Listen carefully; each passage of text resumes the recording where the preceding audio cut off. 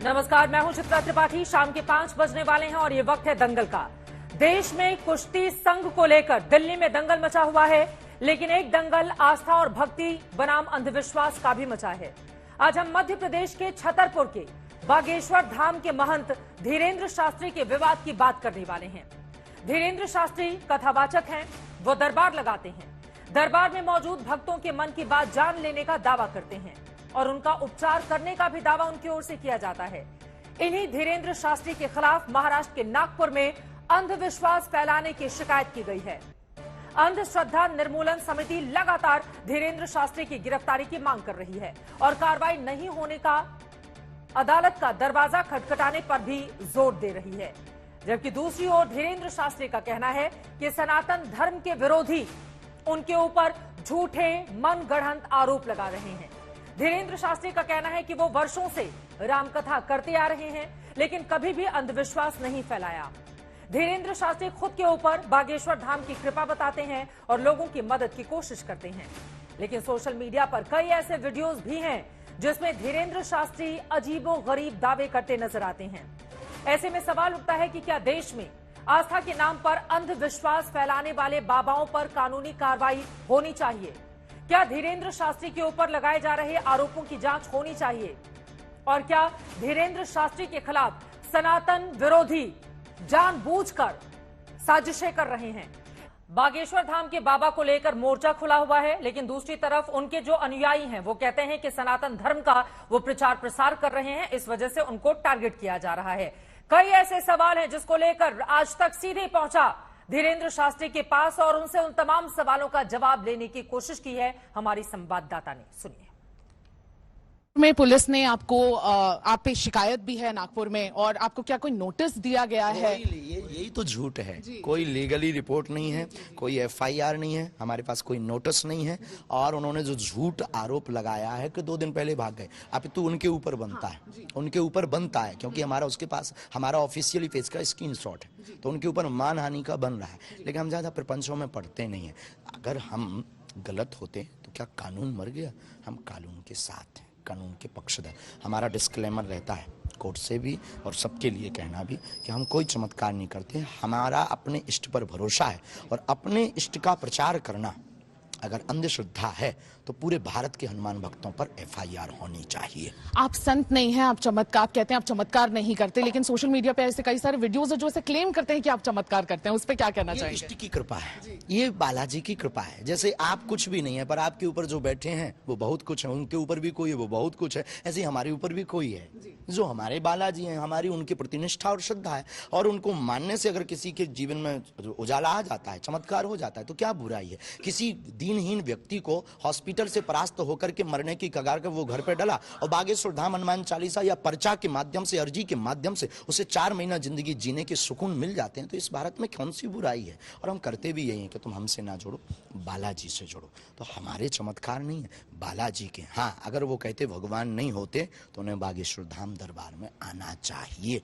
दूध का दूध, पानी का पानी, झंझट खत्म। अब ऐसे अपने सामने तो कोई कुछ भी बोलता रहे, हम यहाँ से चले जाएं तो लोग कह दें यहाँ से भी गुरुजी भाग गए, तो ये तो मूर्खता वाली बात है। हम फिर नागपुर जाएंगे।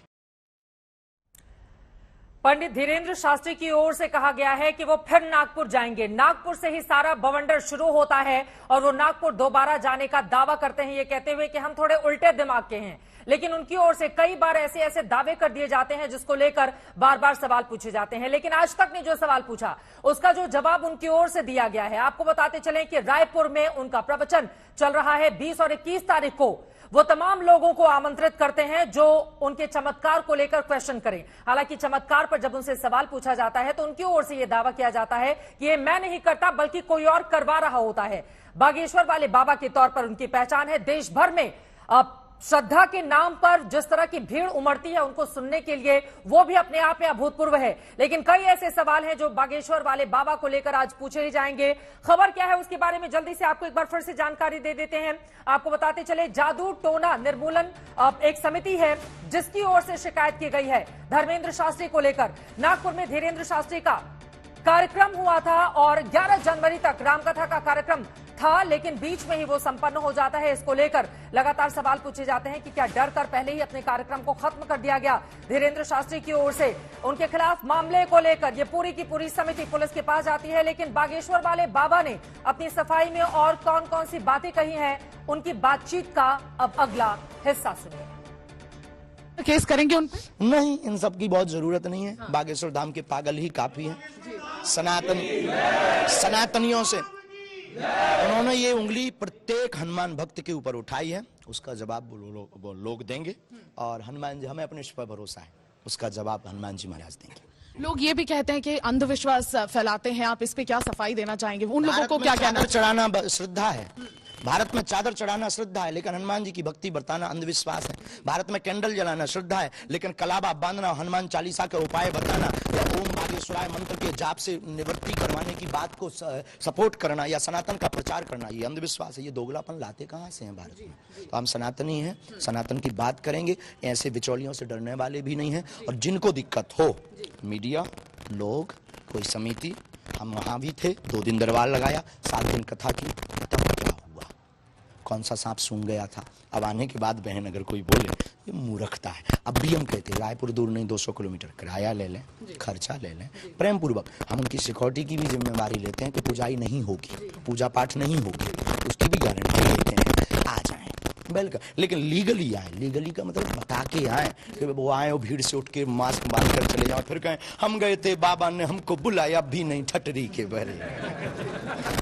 वहां भी हम थे, हमारे पास ना तो कोई उन्होंने कार्ड भेजा, ना कोई व्यक्ति भेजा, ना हमें पता है कि ये कोई समिति भी है। वो पत्रकार जरूर आए थे कि आपके लिए उन्होंने प्रेत दरबार के लिए कोई एलिगेशन किया। हमने कहा प्रेत दरबार मीन्स कोई अंधविश्वास नहीं है। वहां लॉ जो है वो ये है कि किसी को डरा धमका करके चमत्कार नहीं दिखा सकते। साइंटिफिक ट्रिक के अलावा करके आप किसी को चमत्कार नहीं बता सकते। हमारे पास ट्रिक ही नहीं है। ज्ञान और विज्ञान एक दूसरे के पूरक हैं। दरबार में आके उन्हें अनुभव लेना चाहिए। हम आपसे भी कहेंगे, आप यहीं कहेंगे कब लगना? कल दरबार लगना है, कल आओ बहन अनुभव। सब पत्रकारों से कहेंगे आप लोग आओ, ऑब्जर्व करो, सामने जरूर बैठना, और हम आपके सामने, सबके सामने, मीडिया के सामने कोशिश करेंगे अपने बालाजी से प्रार्थना करके कि जो हमारे पास है वो ये है। पंडित जी, एक आखिरी सवाल है मेरा। जो सिस्टम है पूरा ओपेक है, वो थोड़ी उसमें ट्रांसपेरेंसी की कमी है। सोशल मीडिया पे भी ऐसे कई सारे वीडियोस है जिसमें क्लेम होता है कि थोड़ा ट्रांसपेरेंट सिस्टम हो सकता है, इस पे क्या कहेंगे? जैसे ऐसा लोगों का मानना है कि सिस्टम थोड़ा सा ट्रांसपेरेंसी की तरफ और बढ़ सकता है। बिल्कुल, अगर ऐसा है तो सुधार करेंगे। वैसे हम कोई ईश्वर नहीं, हम कोई भगवान नहीं है, जो है हम वो हैं। अब वो हमेशा रहते हैं, हम बहुत आनंद में रहते हैं। और हम मीडिया से भी कहेंगे, फिर से उनसे कहेंगे, जो भी निर्मूलन समिति है, हम आपके सपोर्ट में हैं। अंधविश्वास के हम खिलाफ हैं। ओझा गुनिया तांत्रिकों के चक्कर में पैसा बर्बाद करने वाले लोगों को हनुमान जी से जोड़कर अगर उनके घर को बसवाया है तो ये कौन सा गलत है? हम आपके साथ हैं, लेकिन आइए तो ये दोगलापन मत कीजिएगा कि हम वहां से भाग गए, क्योंकि हम हिंदू शेर हैं। हम हिंदू शेर हैं। 7 दिन थे, जब प्रोग्राम 7 दिन का था तो फिर 9 दिन कोई बात ही नहीं उठती। हमारे पास उसका स्क्रीनशॉट है, आज प्रिंट आउट निकाल के हम आप लोगों को दे देंगे। 3 तारीख का स्क्रीनशॉट। नागपुर वापस कब जाना होगा? बहुत जल्दी जाएंगे और डंके की चोट पर जाएंगे। अपने इष्ट का प्रचार करना अंधश्रद्धा कैसे हो गया, ये सवाल भी खड़े करते हैं पंडित धीरेन्द्र शास्त्री, और चुटीले अंदाज में अपने विरोधियों को जवाब देने की कोशिश भी करते हैं। इसी पर बातचीत करेंगे। 2 बेहद खास मेहमान इस वक्त हमारे साथ जुड़े हुए हैं। साध्वी सोनिया दीदी जी, आप धर्मगुरु हैं, हमारे साथ मौजूद हैं, और पंडित राजकुमार शास्त्री जी, आप ज्योतिषाचार्य हमारे साथ जुड़ चुके हैं। राजकुमार शास्त्री जी, शुरुआत आपसे ही करते हुए, अंधविश्वास फैलाने का काम कर रहे हैं पंडित धीरेन्द्र शास्त्री, उनके ऊपर इस तरह के बेहद गंभीर आरोप लगे हैं कि भगवान के नाम पर लोगों के भीतर भ्रम पैदा करने की कोशिश की जा रही है।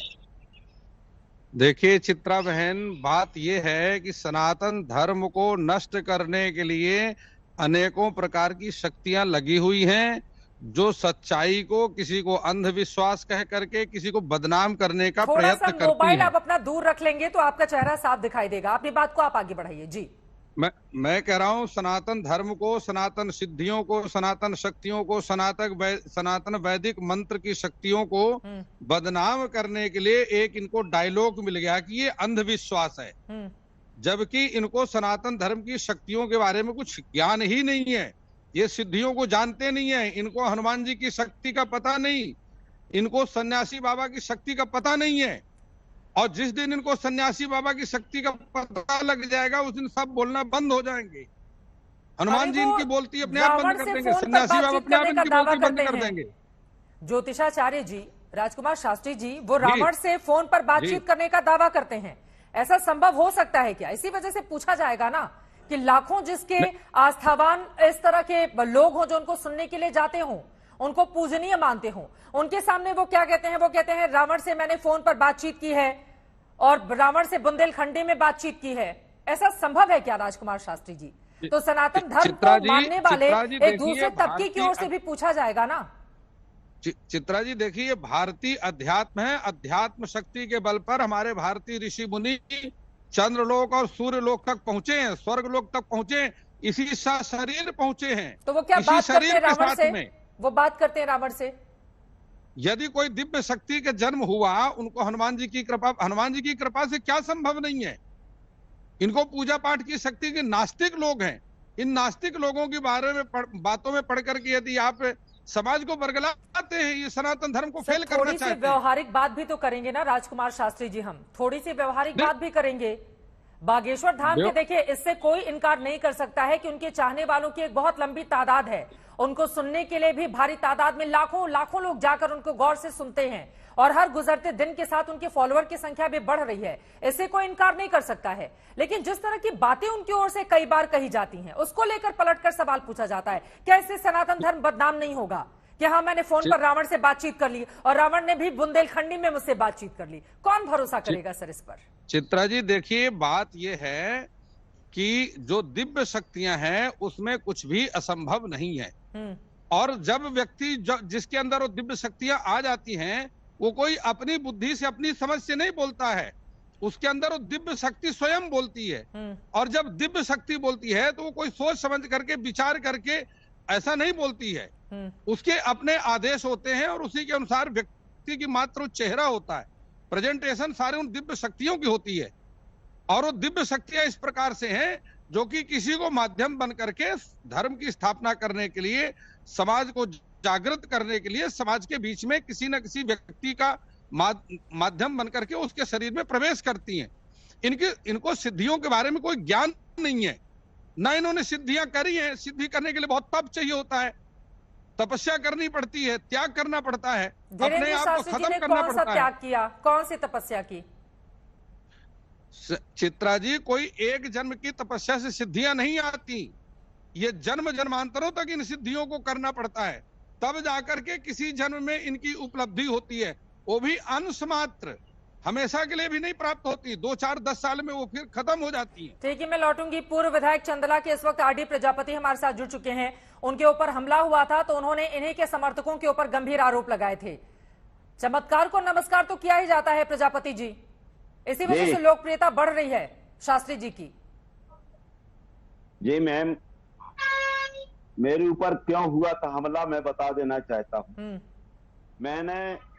इन्होंने जो ओबीसी की महासभा में माननीय हमने धीरेन्द्र शास्त्री जी ने एक टिप्पणी की थी प्रीतम लोधी पे कि इनका डीएनए टेस्ट कराया जाए, ये सनातनी नहीं है, इनको मसल दो। मतलब मैं आपको बता रहा हूं कि बुंदेलखंड में सबसे बेकार गाली होती है और ये गाली ठटरी के बड़े, मतलब हमारे यहाँ जब मर जाता है आदमी, जब उसको अर्थी में ले जाया जाता है उसको ठटरी बड़े कहते हैं। तो दिव्य शक्ति कहते हैं कि इनको कौन सी शक्ति प्राप्त हुई है जो सब आदमी को मुर्दा गाली गलौज करते हैं।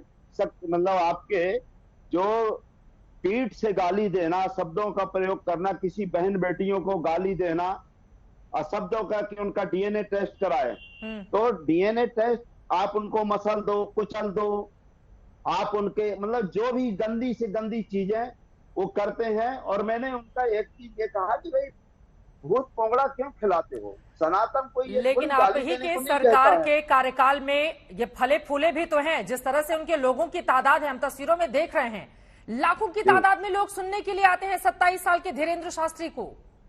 जी जी, देखो ऐसा है, जब तक इनका अभी दरबार में जो ये गंदी चीजें हरकतें करते हैं, कोई आदमी सनातन धर्म वाला नहीं कर सकता कि आपकी बहन बेटियों को कि तुम्हारे इतने लोगों से संबंध है, मेरी रावण से बात हो रही है, मैं बाबा नहीं ढाबा हूँ। मतलब जितनी खराब, मतलब जो सनातन की तो एक ही भाषा नहीं है। बाप मतारी को गाली देना, सभी के पुरखों को गाली देना, तुम्हारे इन लोगों से संबंध है। ये कौन सा सनातन धर्म है? ये कौन सी शक्तिपीठ है? कौन सा ऐसा सनातन धर्म है कि इनको कुचल दो, मार दो? अरे भैया, धर्म तो सबका होता, भगवान सबके हैं जी। क्या एक ही आदमी का ठेका है क्या कि इनको कोई प्रमाण पत्र मिला है या इनको कोई सर्टिफिकेट मिला है? तो इस तरह की बातें जब एक बाबा की ओर से की जाएंगी तो इसको लेकर सवाल पूछे जाएंगे। सीधे आपके पास आते हुए स्वामी अवधेशापुरी जी महाराज, आपकी भी रावण से बात हुई है क्या कभी? हेलो जी महाराज जी बोलिए। जी हाँ, देखिए इस प्रकार की बातें कम से कम वर्तमान समय में शोभा नहीं देती। उनको मैं जहां तक मानता हूं कि जो भी सिद्धियां होंगी या जो भी उन्होंने तपस्या की होगी वो सब उनको मुबारक।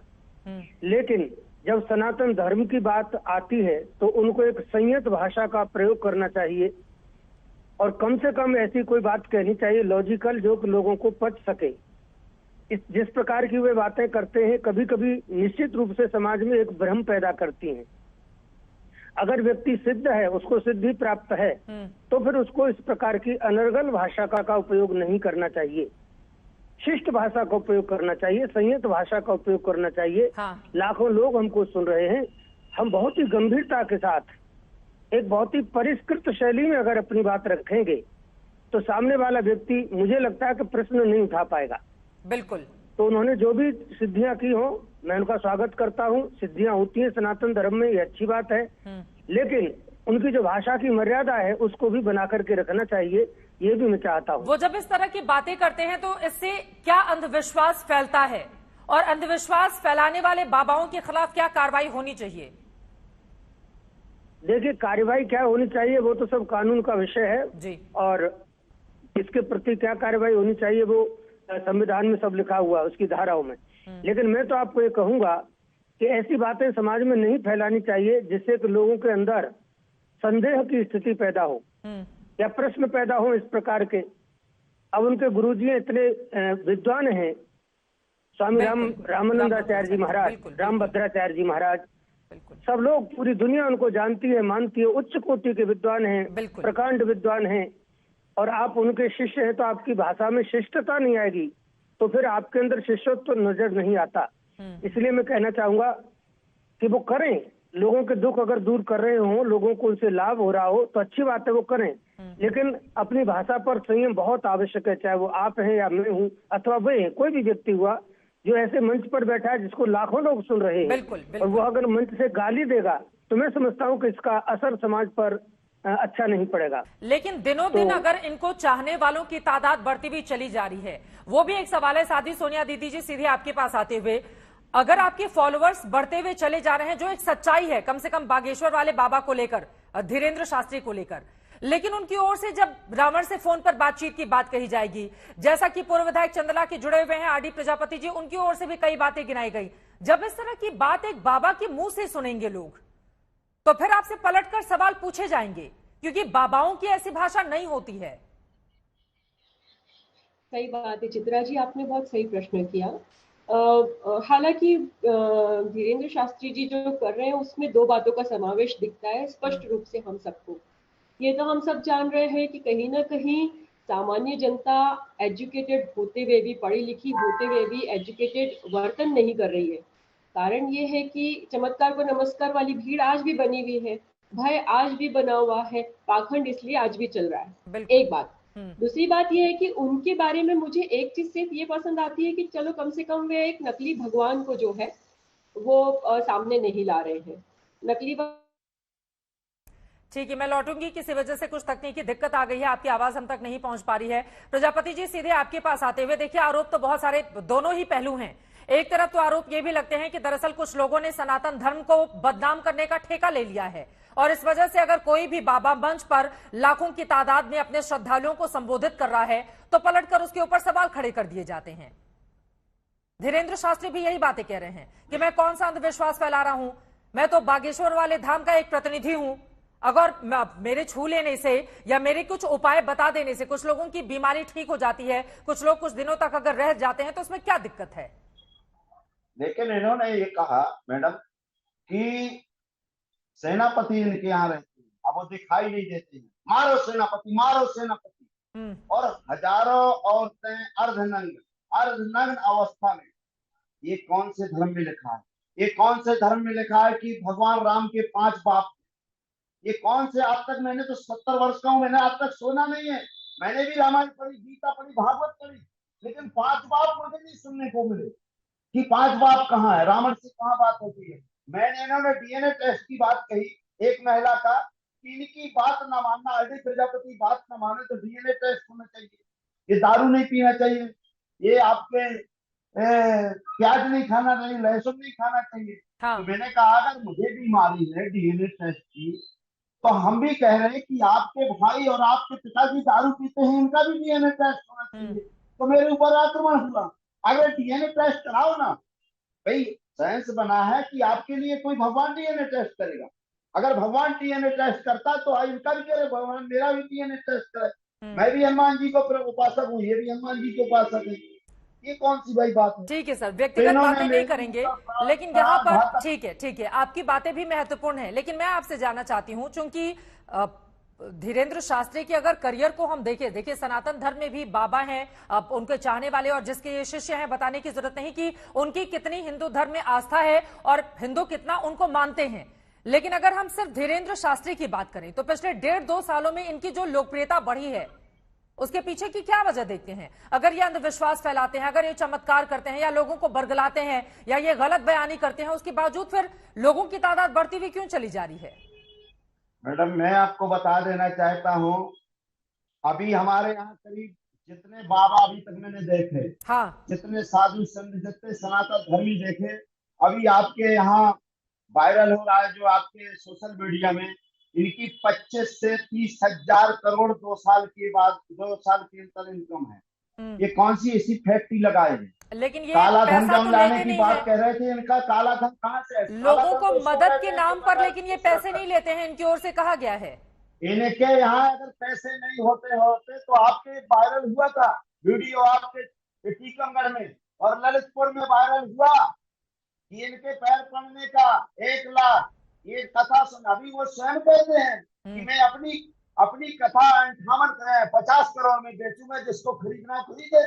मैं नहीं कह रहा, उनका वीडियो देखिए, 50 करोड़ में। अब बताइए आप, जिसको खरीदना हो, ये कौन सा धर्म है भैया? इनको कौन सा सर्टिफिकेट मिला है?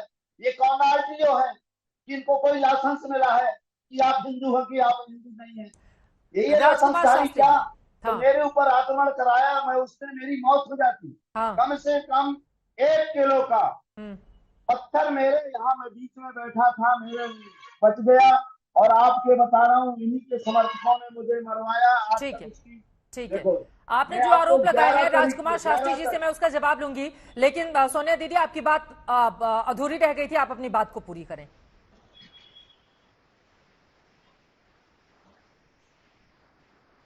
आपको मेरी आवाज मिल रही है? साथी सोनिया दीदी जी, आपको मेरी आवाज मिल रही है क्या? देखिए, उन तक आवाज नहीं जा रही है। राजकुमार शास्त्री जी, देखिए, एक तरफ आस्था है, दूसरी तरफ अंधविश्वास है और जादू टोना है। तो जब रावण से बात की जाएगी, लोगों को लेकर इस तरह की टिप्पणी की जाएगी, जिसको यकीनन जो सनातन समाज का बड़ा वर्ग है वो स्वीकार करने को तैयार नहीं होगा, तो पलटकर सवाल पूछा जाएगा ना कि सनातन धर्म का प्रचार प्रसार किया जा रहा है या उसको बदनाम ज्यादा किया जा रहा है। आपकी आवाज नहीं आ रही है, अनम्यूट कर लें खुद को स्क्रीन पर।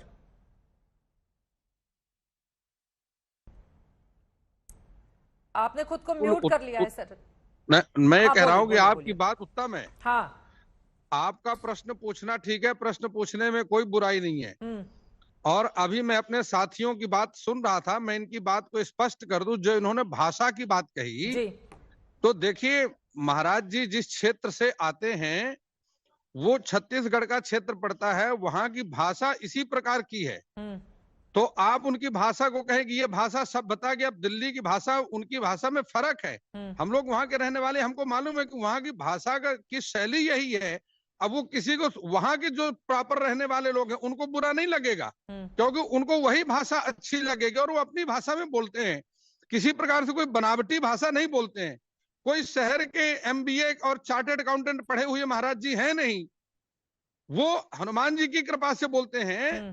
तो इसलिए उस पर कोई भाषा पर तो उंगली उठानी नहीं चाहिए। उनकी भाषा ठीक नहीं है, सभ्यता ठीक नहीं है, शब्द ठीक नहीं है, हाँ नहीं, उनके कोई शब्द ठीक नहीं, इस प्रकार की बातें नहीं करनी चाहिए। महाराज जी का जहाँ आश्रम है, हाँ। वहां की भाषा यही भाषा है उनकी, वो हम अपनी वहीं भाषा के में रहने बोलते वाले हैं। हैं, छतरपुर के हैं, मध्य छत्तीसगढ़ के नहीं, छतरपुर के रहने वाले हैं। मैं कह रहा हूँ छतरपुर क्षेत्र मध्य, इससे ज्यादा घटिया भाषा कहीं नहीं होती है कि अर्थी में आदमी को ले जाओ। विधायक जी, मध्य प्रदेश छत्तीसगढ़ मिलता हुआ है, लेकिन दिल्ली हिंदू धर्म में लिखा है कि अगर हम अपने बाप को बाप माने तो अर्थी में ले जाओ। देखिए, दिल्ली की जितनी शुद्ध भाषा है, बड़े बड़े शहरों की जो भाषा है, वहां की भाषा और वहां की भाषा में फर्क है। 10 किलोमीटर में व्यक्ति की भाषा बदल जाती है। 10-20 किलोमीटर आप दिल्ली से वृंदावन में चले जाइए, ब्रजभाषा अलग है, दिल्ली की भाषा अलग है। ठीक है, अब आप कहेंगे ठीक है, ब्रजभाषा मधुर है, भाषा पे अवधी ज्यादा नहीं भाषा जाते हुए, अलग लेकिन है। जो दावे किए जाते हैं उनकी ओर से, सवाल उसको लेकर यहाँ पर पूछे जा रहे हैं। सभी के हाँ, देखिए यहाँ पर तो अपने अपने पक्ष हैं, जो लोग चित्रा जी आरोप आपको लगाते कहा, हैं। जो जी, स्वामी जी की तरफ से दावे किए गए हैं, हाँ, वो दावे बिल्कुल सत्य हैं। देखिए, आप मेरी बात को ध्यान से सुनिए। आप 2-4 इतने बड़े समाज में 2-4-10 लोगों को बेवकूफ बना सकते हैं, लेकिन स्वामी जी के साथ आप देखिए कि 1-2 लाख आदमी एक साथ बैठा हुआ है। एक से एक बुद्धिजीवी आदमी बैठे हैं, डॉक्टर इंजीनियर बैठे हुए हैं, बड़े बड़े राजनेता वहां बैठे हुए हैं, कवि बैठे हुए हैं। उन सबको स्वामी जी ने कोई बेवकूफ बना देंगे क्या? ठीक है सर, अपना मोबाइल इसका थोड़ा सा मतलब वो सामने किसी को रखें, बेवकूफ नहीं ताकि बना रहे हैं, आपका चेहरा उनकी भी अपनी साफ। सिद्धियां ठीक हैं है, जो कि उनका काम बिल्कुल। कर रही हैं, आपका समाज का कल्याण कर आपका रही हैं, जवाब समाज महत्वपूर्ण को है एक सही रास्ते कि पर 2 लगा लाख रही हैं। लोगों को क्या मूर्ख बनाया जा सकता है? ऐसा होता तो नहीं है। और बताइए। जैसा कि आपने भी दावा किया कि बड़े बड़े लोग जाते हैं, और हाल ही में पिछले हफ्ते भी हमने देखा था, बड़े बड़े मंत्रियों ने जाकर उनका आशीर्वाद भी लिया था। ये बात भी सच है। लेकिन सीधे आपके पास आते हुए साध्वी सोनिया दीदी जी, बीच में आपकी आवाज नहीं आ पाई थी, इस वजह से आपकी बात अधूरी रह गई थी। लेकिन सवाल तो महत्वपूर्ण है ना। देखिए, सनातन धर्म को मानने वालों की एक बड़ी तादाद है, उसमें कुछ लोग ऐसे भी हैं जो अपनी छोटी छोटी परेशानियों के लिए इतने आस्थावान हो जाते हैं कि हर मुहूर्त देखकर छोटे छोटे कामकाज करते हैं, बाबाओं से पूछ कर। दूसरी तरफ ऐसे भी लोग हैं जो इस पर बहुत ज्यादा भरोसा नहीं करते, लेकिन वो भी कट्टर सनातनी हैं। तो जब आप इस तरह की बातें करेंगे तो आपसे सवाल पूछे जाएंगे पलटकर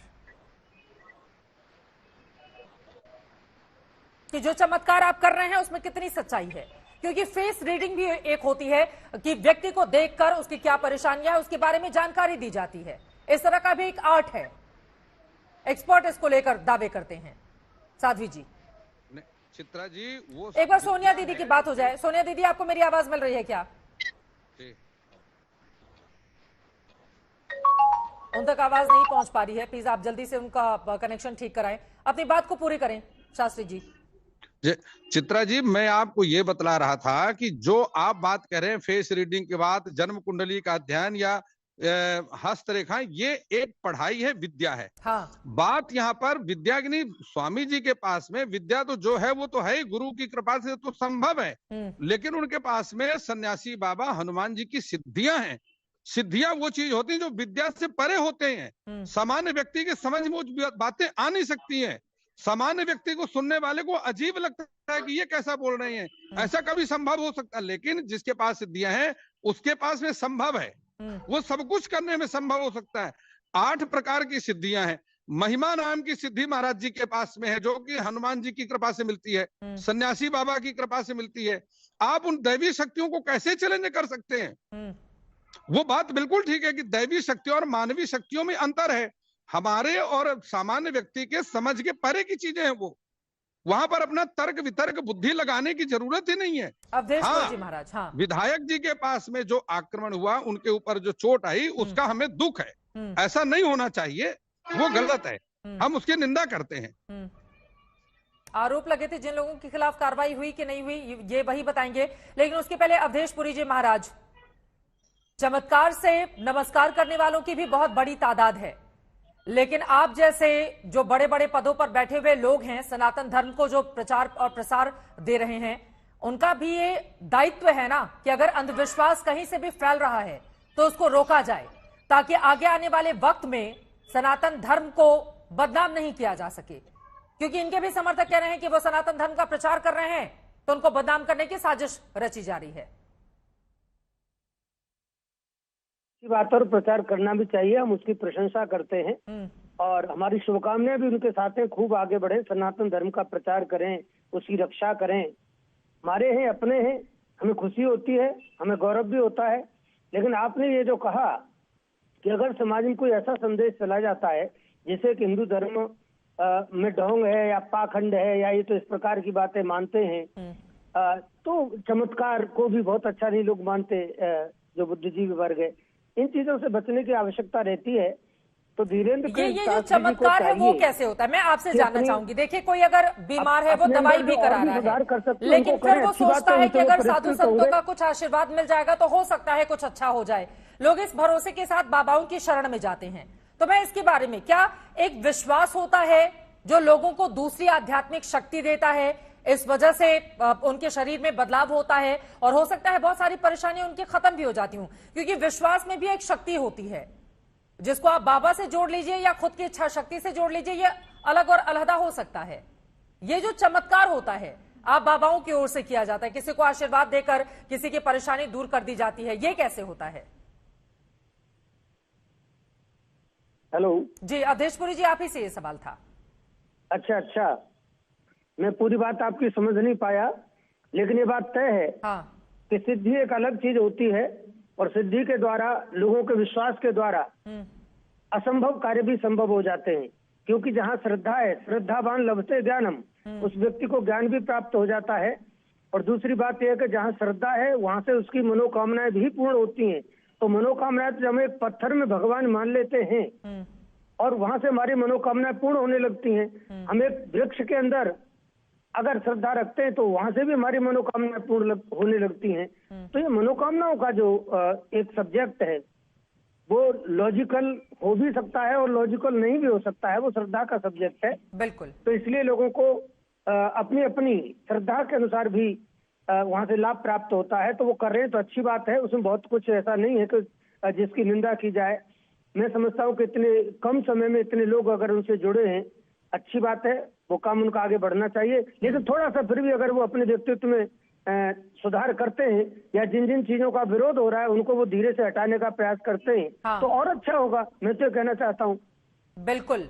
अब कुछ और बयान हैं क्या जो हम अपने दर्शकों को दिखा सकें, क्योंकि कई उनके एक के बाद एक कई ऐसे बयान हैं जिसको लेकर अक्सर सवाल पूछे जाते हैं कि सनातन धर्म का प्रचार करने वाला अगर कोई युवा चेहरा है वो इस तरह की बातें कैसे कर सकता है। बार बार सोनिया दीदी, क्या मेरी आवाज मिल रही है आपसे? कई बार मैंने सवाल पूछा, अब तक मेरी आवाज नहीं जा पाई थी। जी, ये फर्क कैसे किया जाए कि कौन से लोग अंधविश्वास को बढ़ावा दे रहे हैं और कौन से लोग आस्था के नाम पर लोगों का भला कर रहे हैं? देखिए चित्रा जी, साधना और सिद्धि का हमारा उस समय चर्चा चल रहा था।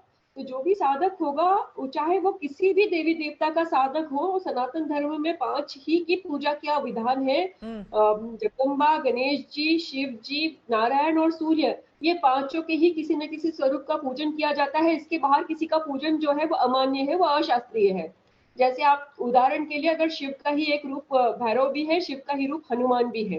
तो इस तरीके से यदि अगर आप उस मापदंड में भी देखें या किसी भी मापदंड में देखें पराविद्या ज्ञान के, तो उसका एक नियम है। पराविद्या में ऐसा नहीं है कि महिमा अणिमा लघिमा या अष्ट सिद्धियां मिल गई तो उसके नियम नहीं है। आप उसका अपने मुख से, अपने तरफ से अगर बखान करेंगे तो वो सिद्धि क्षीण हो जाएगी। ये बहुत बड़ा नियम है, ये हर साधक जानता है। इसका मतलब ये है कि यदि हमें भगवान ने कृपा करी है, जैसा कि धीरेन्द्र शास्त्री जी के व्यक्तित्व में और उनकी जो फॉलोवरशिप बनी उसमें हम देख सकते हैं, और उनको जो पीठ मिला है हनुमान जी का, उसके हिसाब से हम देख सकते हैं। तो मेरा ऐसा सोचना है कि उस कृपा का वे सदुपयोग थोड़ा सा धैर्य और संतुलन के साथ करें तो सनातन धर्म का प्रचार और प्रसार और जो उनकी अच्छे ध्येय हैं वो अच्छे उजागर होंगे। बिल्कुल। बेस्ट पार्ट ये है उनका कि वो हनुमान जी के साधक है, हनुमान जी के जो वो आधार को लेकर प्रचार प्रसार कर रहे हैं। लेकिन कहीं ना कहीं उनकी भाषा से हमें ऐसा लगता है कि वे आजकल के समाज के प्रभाव में बात कर रहे हैं। तो समाज के प्रभाव और अभाव को छोड़ के वे सिर्फ अपने भगवान की जो साधना और सिद्धि है उसके नियमों के अनुसार यदि वे कार्य करेंगे तो ये जितने भी प्रश्न चिन्ह हो रहे हैं वे समाप्त हो जाएंगे, क्योंकि इसी तरीके के प्रश्न चिन्ह समाज में कुरीतियों को और अंधविश्वास को भी पैदा करते हैं। बिल्कुल। क्योंकि जो भी व्यक्ति पीठ पर आ रहा है या गद्दी पर आ रहा है या व्यासपीठ पर से कथा कर रहा है, उसे इस बिल्कुल। चीज का ध्यान रखना चाहिए कि उस गद्दी की गरिमा क्या है। ये मैं किस बहुत भाषा बड़ी बात आपकी ओर से कही गई है। बहुत शुक्रिया आप चारों मेहमानों का हमारे साथ इस चर्चा में शामिल होने के लिए। अंधविश्वास फैलाने वाले बाबाओं पर क्या कानूनी कार्रवाई होनी चाहिए, ये सवाल हमने पूछा था। आपके जो जवाब मिले हैं, सिर्फ 11% लोगों का जवाब नहीं में है, जबकि 89% लोगों ने कहा है कि हां, अंधविश्वास फैलाने वाले बाबाओं पर कार्रवाई होनी चाहिए। इसी बात को लेकर आप दंगल देख रहे थे। एक छोटे से ब्रेक के लिए हम रुकेंगे। खबरें आज तक पर लगातार जारी हैं, आप देखते रहिए आज तक। आज तक HD, सबसे तेज सबसे ज्यादा।